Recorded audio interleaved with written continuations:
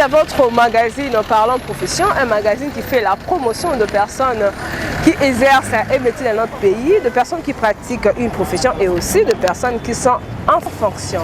Bonjour à tous les téléspectateurs de ce magazine, vous qui êtes déjà habitués de nous suivre, car à travers ce magazine, vous découvrez le professionnel, vous découvrez ce qu'ils font, vous découvrez les personnes qui innovent dans notre pays, la République démocratique du Congo. Aujourd'hui, on va découvrir encore quoi? On suit les images, on se retrouve tout juste après.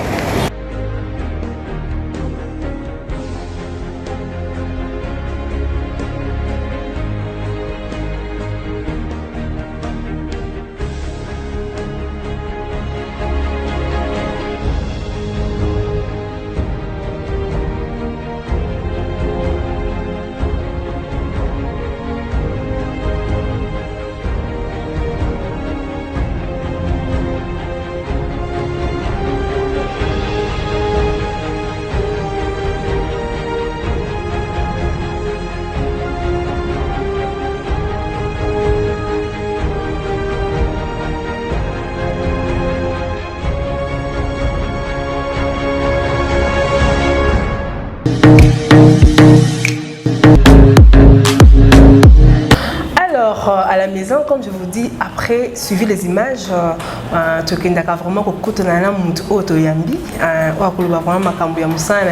d'abord, c'est bataille, même si souvent se poser la question, c'est quoi exactement?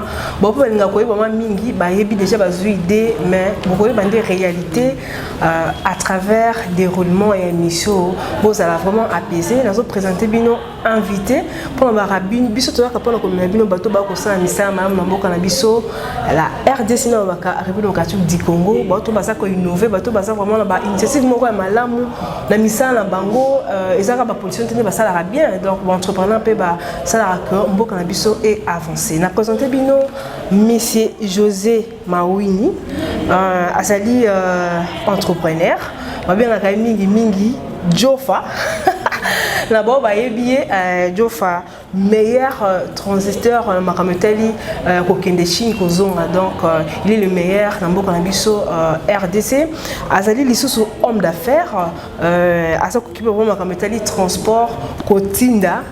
Koya na biloko na kati ya mboka na biso RDC azali susu propriétaire ya ba agence ebele o permetaka bato batinda biloko na kati ya RDC eza na province na fond na fait fond ye ba agence na permettre bato que batinda biloko à travers ba agence o azanango azali susu premier distributeur na makambo etali Paris Foot au Paris Foot longola nzala mi na makambo ya na Kinshasa bato belé à cause de tilema na tongo mais na poko yebi ke Paris Foot ngobima akolia fufu, donc il fait partie il y a makambo na kati ya mboka na biso l'autre ko beta vraiment makambo o etali entreprise ya sika oye na mona kati ya RDC na kati ya Kinshasa bato balera vraiment la Willery ba mona rapport intégration moko yo na biton bolandi ba image bo comprendre ce za la kanini to ko beta lisolo ya e-shop RDC.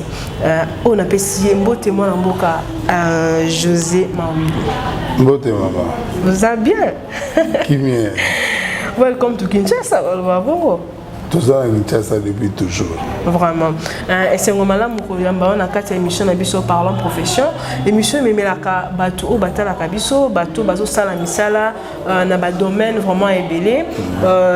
Ils ont misala maboko et ça quoi assumer fonction moko na mboka na biso et ça vraiment comme misali bureau biso rôle na biso za comme bango auprès ya peuple ba bango et puis na ba kondi o ce que sengi soutien et ça la que bango ba avancer. Honor eza ko yamba na quatre émissions na biso. L'autre côté de l'isolo, il y a entreprise où on a lancé dans monde de l'entreprise de jeux Ezali Kambouya e-shop RDC. On peut expliquer d'abord batu e-shop RDC idée ne uteki wapi ya kosa l'entreprise wana. Eza entreprise ya sikate tout memi dans cadre ya entrepreneuriat ya ba nationaux. OK. Tous en monde va faire depuis 2003. En fait, e-shop et botami par rapport il y a besoin mon koboye. OK.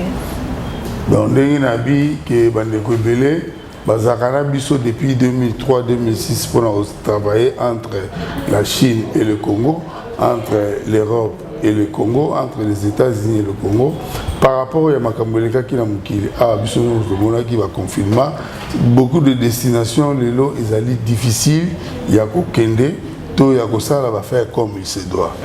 Alors, Bisso étant expérimenté dans le domaine du commerce international, transport dans la logistique, tout le monde a dit que tout ça qui n'a devoir mon étant congolais, il y a apporter une solution. La bande de Oyo, Covid et handicapé, déroulement et misala na bango. OK. Parce que ba to mesani pour ateka ceux qui mesanaye, to ateka télé naye, il faut y mon quoi qui ne somba. Alors le lot puisqu'à quoi qu'il était qu'est-ce qu'il fait? Les a question, mutu sous peut amoni avant qu'il sous na poto, amoni baninga bazo somba biloko na ba téléphone. Aïe pe na Kinshasa ça na posa a somba biloko na téléphone mais soit que non, si tu as des opérationnels, tu as soit temps de livraison et aux la musique, soit paramètres ils ont permettre de rencontrer satisfaction dans le domaine où il y a des champs en ligne, il y a des champs sur Internet, où ils ont expérimenté dans la Chine depuis plus de 15 ans. C'est-à-dire où vivre l'élo, la Chine s'est préparée déjà il y a cela 15 ans. Donc, tout ça, on a monnaie qui a apporté solution. Solution qui doit apporter est la plateforme mon coup. Où dotier clients qui visiter biso dans les normes internationaux. C'est-à-dire au Congo, mais aux coopérer, aux négocier, aux travailler na fournisseur na yo directement à une place dans Kinshasa.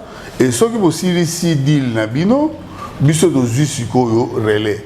Il y a Kolandelo Koana et ça la bien, et ça la qualité au Yosengi, et ça la respecter timing au Bouyo Kane dans contrat Nabino. Et puis pour omitungisa te so le Koana au Zwango wapi. Après un certain temps nengi to Yokana, et ça la une semaine, et ça la 4 jours, et ça la 2 semaines, et ça la 45 jours selon complexité il y a achat na yo sali au c'est-à-dire les gens se soutiennent que non téléphone nangai et baby na sala ki achat moko boye na bino olandela ngote non biso doye oye awa au futa nombongo ya navigation te l'internet il y a au débit à la disposition ya mututu par rapport à l'ordinateur na biso au sali commande na yo to enregistrer yango biso to zuili ki yo commande sika yo sombi na États-Unis na France na Belgique na Chine na Dubaï na Turquie biso to zuili yo et puis après yo zongo na guichet c'est-à-dire ce que vous avez fournisseur na yo pour aider vous à en contact et vous travailler dans les normes. Ce que vous appelez un fournisseur, c'est ça que j'allais dire. On a comme deuxième partie de sourcing. C'est-à-dire, au début, on a importé par exemple les carreaux. On a importé par exemple une des machines à construction et tout ça. Je ne sais pas comment l'importer. Bisso, donc quand on a site sur Moni et Zali, toujours collaborer dans bango ou totier ba logo na bango awa to côté na site wana biso na yubino c'est-à-dire opérateur ou agent commercial au azali wana a ko faciliter yo pour trouver et les produits et les fournisseurs et les produits et les conditions les meilleures d'achat et les meilleures conditions d'expédition ce qui vous c'est le business wana et comme ils sont dans le camp de paiement. Ce que vous disposez dans les moyens de paiement, transfert de fonds, Western Union, carte Visa et tout ça, au Sali. Ce qui peut vous en avoir moyen, c'est de fournir sous les moyens de paiement. C'est-à-dire de foutre les commandes, et puis après, tu enregistres les commandes. Et les jours où tu as alors, c'est le tarif il y a destination où il y a lieu de provenance au fouti bafre il y a logistique et au récupérer biloko na yo. OK, na bandi à la maison va comprendre en long et large par rapport à eShop RDC oyo monsieur Jofa si faut dire comme ça. Bato va comprendre donc monsieur Jofa le meilleur transitaire. Donc, on a l'habitude de se retrouver par rapport à comment on a tangi. Le par rapport à l'entreprise aux lancé, est-ce que au sein qui était du milieu parce que tout ça na RDC na so avant un entrepreneur au qu'on lancer marché na yo lancer vraiment ça a posé à cause du peuple congolais mais au regretter pour côté est-ce que au sein qui était du milieu monsieur Joseph? Non, on ne regrettera jamais parce que on ne regrette pas d'avoir commencé quelque chose. Okay. On regrette de ne pas avoir osé ou essayé. Très bien, oui. Donc, je peux investir autant que je veux, je ne les regretterai pas. Okay. Au moins, j'ai fait quelque chose. Mais alors, on a on a copié quelque part, on a vu quelqu'un faire, qu'on veut gagner des millions. Non, c'est-à-dire ceux qui sont dans l'hôpital, traitement. Les jours où ce traitement ne marche plus avec ton état de santé, médecin en salle voilà. Ça, c'est un autre traitement que nous d'offrir à clients là-bas où on va travailler à Bisso parce que banda confinement plus de 3 ans nous on est ici à Kinshasa mais nous continuons à travailler avec des gens na bakano na Bisso. Alors comme on ne peut pas garder ça rien que dans cercle mongo réduit, il y a des clients où ça a Bisso confiance depuis plus d'une quinzaine d'années. Maintenant tout fond on a boutonné surtout parce que côté tozo kende wenze ezokoma na maboko. Alors et pour ça à partir il y a e-shop, les gens ils vont comprendre que Wenze Benza ils ont comment na maboko et comment y parvenir. Il y a toujours apporter certaines solutions. Ce n'est pas toute la question ni ils allaient tout autour il y a achat en ligne, e-commerce, tout ça que biso une partie des solutions où biso doit apporter comme peut causer à client sous savez que non. Approche Nabino et Zali Boé, mais vous allez mieux et Zalapé Boé.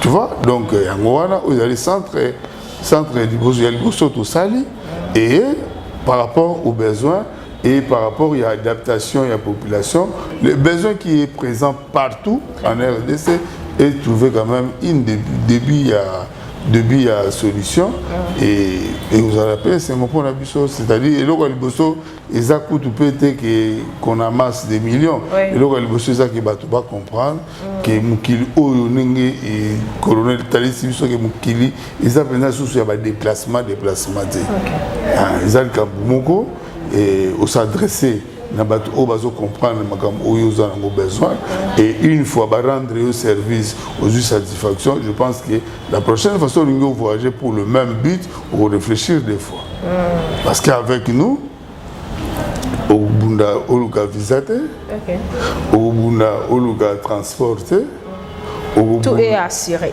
au bunda parce qu'il y a des gens qui sont expérimentés qui font ça et qui sont à tes services sans aucun frais.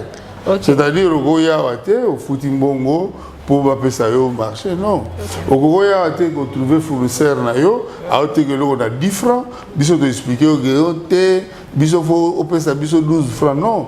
Yo moko kutani na fournisseur na yo na internet, to aider binobo ça relation d'affaires nabino et quand vous faites votre business biso tous en monde d'assurance au biso de vous percevoir par nabino et puis les frais logistiques parce que comme santé biso Tali, je suis les meilleurs transitaires. C'est-à-dire pour ça, on a la logistique.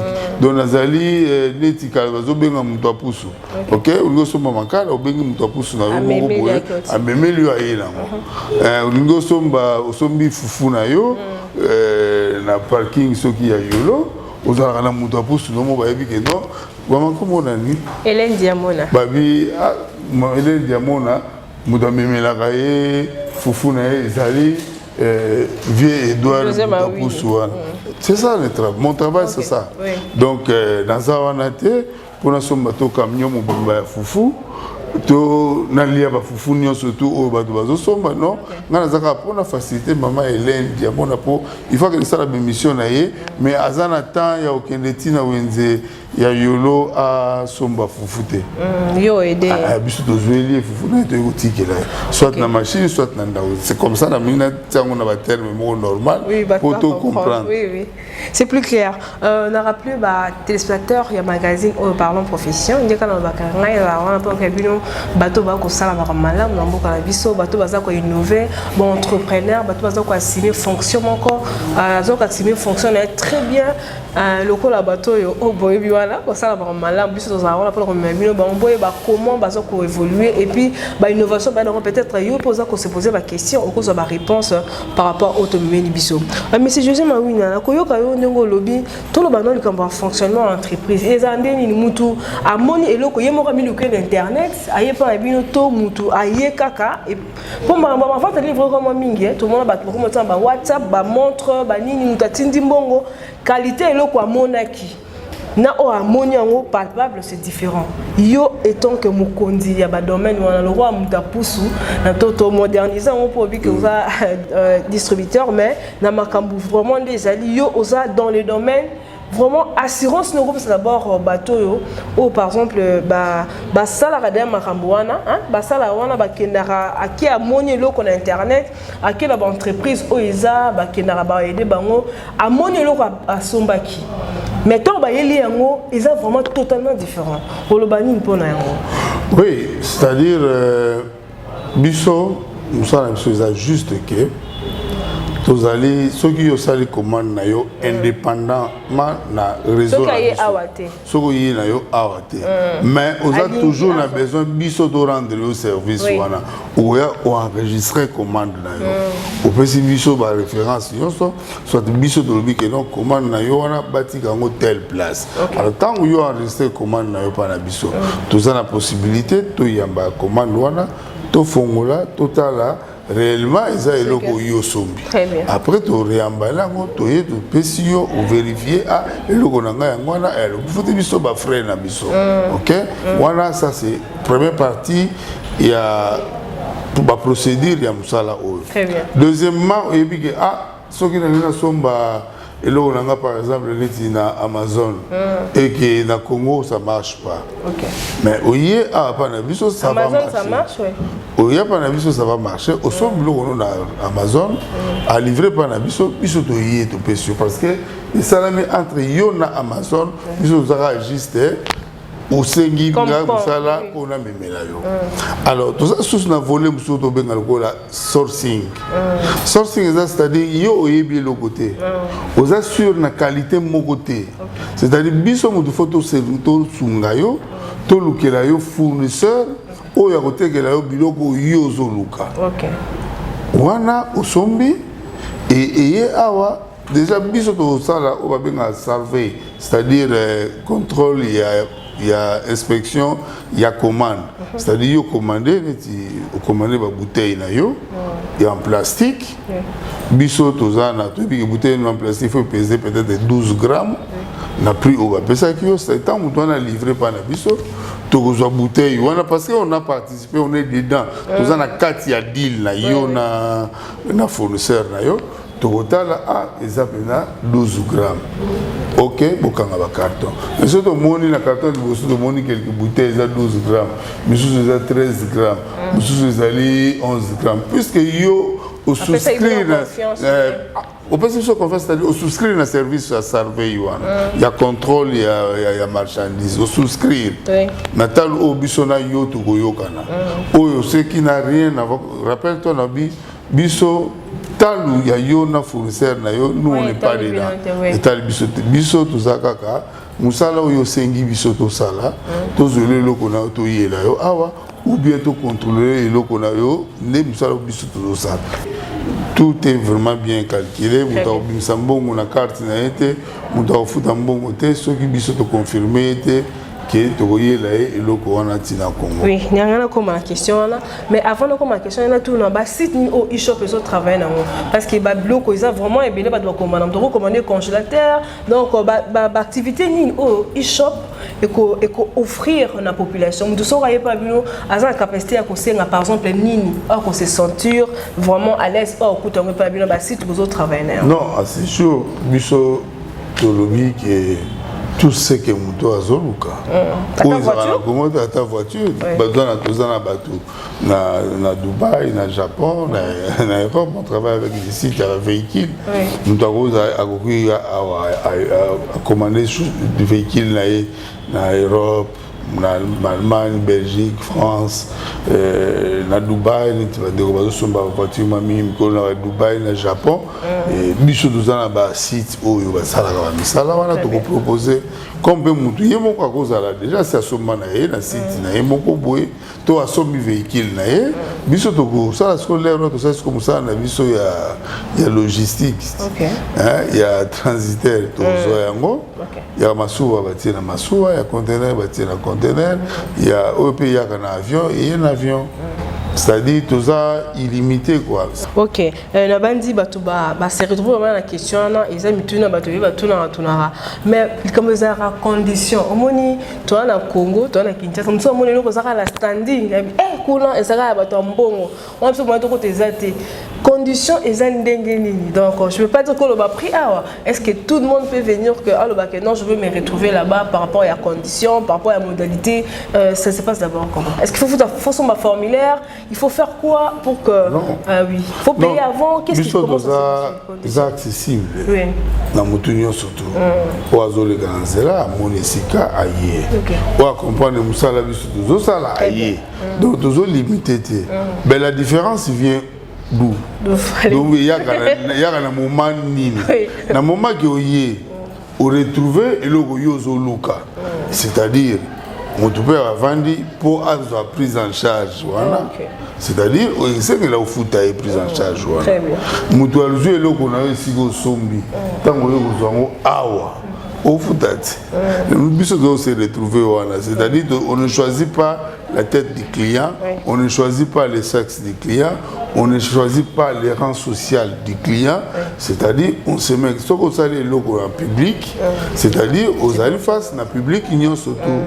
Dans le prix abordable? Oui, le prix est bisoté. Nous, rappelez-vous, bisoté a prêté. Le prix est au sommet de site, aux sommet pas fournisseur. N'engagez yozo monnaie là. Biso zaka prise en charge est à $5. Prise en charge est à $10. Oui, tout ça de prise en charge, la prise en charge ils ont la montée en bon côté mais biso la prise en charge on les catégorise peut-être. Ça dépend de l'ogo au mutazo le paye à l'india somba. C'est-à-dire so yo somba par exemple truc banal qu'est-ce qu'on dit téléphone par somba net téléphone. Oui, je suis téléphone normalement faut dans $100 quand même. Oui. Mais ce que so yo somba l'air mususu yo somba nani jeep ya $45,000. Na osengo futanga $100. Pourtant un jeep no ya mwinda eza endommagé. Pour batengai tala ba photo na ngai yango yo mwinda na ngai ya voiture na ngai za kibiende ni ya opaswa. C'est-à-dire il faut tanga dans les conditions que ceux qui moi et loko moko on a ko fouta toko ça pour que loko no et comme là intact, c'est ça il faut mettre dans les conditions. OK, na bandi bat no banda ko ba se retrouver par rapport à auto soleli abo ba ke na monde de entreprise ouais Mbappé e-shop RDC où ils en vente en ligne somba en ligne yaka kozango avec beaucoup d'assurance vous allez vraiment le citer yo mo sala commande toko lingi ko ya ko sala commande dépend na bango et dépend kana yo mais zala motema ko kita pour e-shop RDC izawana to ko vraiment la souka émission dans le même langage na Sadi Kalemba oza na sima caméra ba tout ba retenir nini par rapport il y a passage et puis inauguration ils ont parce que moi toujours ils ont toujours quand même question mark ils ont toujours dans anglais bien j'espère.